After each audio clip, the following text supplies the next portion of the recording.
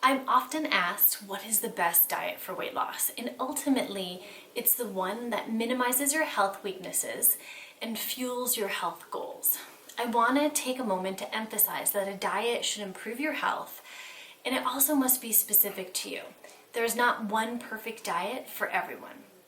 In my practice, I often recommend specific diets that are therapeutic, whether it be keto or FODMAP or Whole30 or GAPS. My goal is always to use food therapeutically. Food is truly medicine. So often diets focus on specific calories or macronutrients without an emphasis on the quality of the food. There are whole diet programs built on point systems where you can get your total points from popcorn, ice cream, a sugar-filled, chemical-filled pudding, and still count as a success for the day. You cannot starve your body into permanent weight loss. Let me say that again. You cannot starve your body into permanent weight loss. You may trick it temporarily, but it will never be sustainable. So for the next few weeks, we want to nourish your body. We want to fuel it with nutrient-dense, antioxidant-rich, therapeutic-grade fuel. We've provided you with a guide to inspire you with shopping suggestions, menu, and recipes. But here's what to focus on. Organic, hormone-free, antibiotic-free protein, above ground veggies, low glycemic fruits, healthy fats, sprouted raw nuts and seeds, and foods in their whole food state. If your food has a label, you need to be able to read and recognize all the ingredients on it. If the food doesn't come with a label, that's even better. We want to avoid anything artificial, sugar or sugar substitutes, and alcohol. We're moving away from food that is genetically modified, raised with hormones, antibiotics, or grown with pesticides. Because not only do these foods offer little or no nutritional benefit, they disrupt your hormone balance, your gut microbiome, they overstimulate your immune system, increase inflammation, burden your detoxification, and have been linked with negative health consequences in almost every tissue in your body. Thankfully, there is a very long list of things that nourish your body. Let's start with protein. The average person needs 60 to 80 grams of protein a day. More if you're a man, more if you're pregnant, and more if you're an athlete. But on average, let's say you need 60 grams. 20 per meal will meet your 60 gram a day requirement.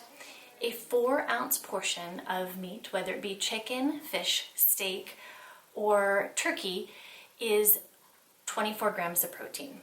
4 ounces is about the size of the palm of your hand.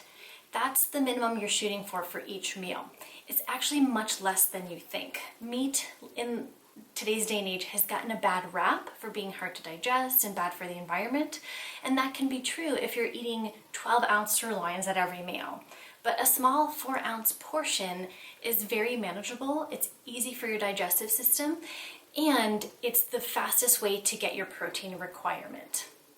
Next, fill your plate with all the veggies. Eat the rainbow.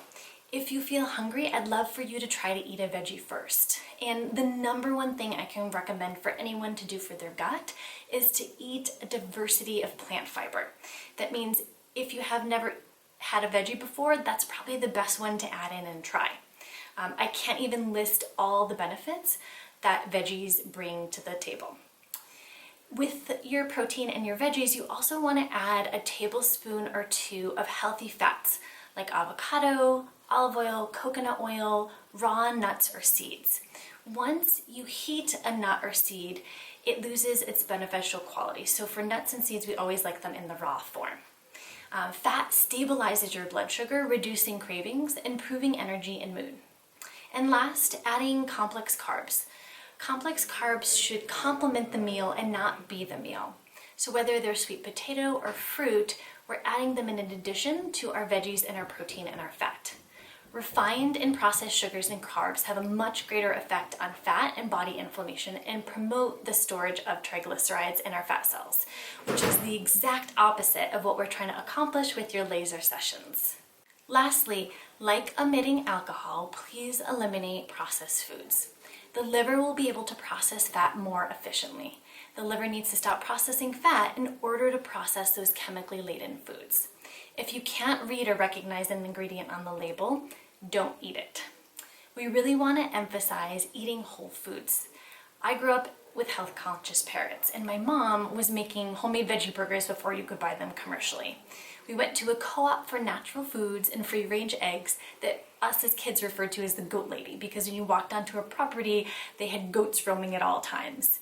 I can even remember walking into Whole Foods in the 90s in Rhode Island, and there were bulk bins everywhere, and healthy options were just not very palatable. Gluten-free bread back in the day was hard as a rock, and we avoided it at all costs. Now you can find a gluten-free, dairy-free version of even Cheetos. So over the years, people have become really creative and replicating our classic junk food. But this is not our goal right now.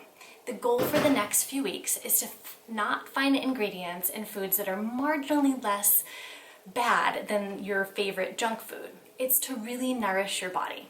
So I want you to approach each meal as an opportunity to heal and show up for your body.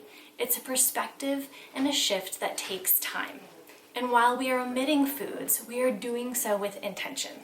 So many patients initially resist giving up cheese or bread, but after a few weeks of feeling good, having energy, less bloating, clearer mind, and a balanced mood, those old foods aren't even appealing anymore. Take some time to go through the guide.